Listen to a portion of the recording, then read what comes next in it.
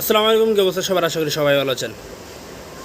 এই যে ঈদ আসলে বাসের টিকিট কাউন্টার, ট্রেনের টিকিট কাউন্টারগুলো এত পরিমাণে ভাড়া বাড়ায়, মনে হচ্ছে তাদের বাপদাদার সম্পত্তি। আমরা তাদের বাপদাদার সম্পত্তি চাইতেছি, এই কারণে তারা দাম বাড়াই দিল। আবার যখন মন চাইতেছে তখন দাম কমাই দিতেছে।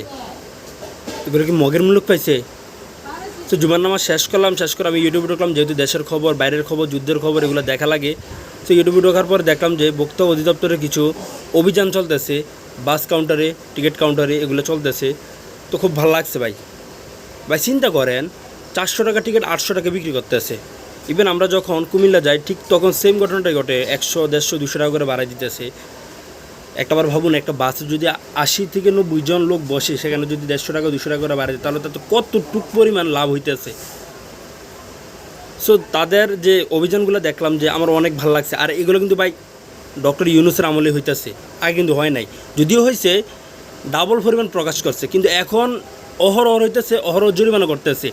এগুলো কিন্তু অনেক ভালো একটা উদ্যোগ, আর এগুলো হইতেছে ডক্টর ইউনূসের আমলে। স্যালুট জানাই তাকে।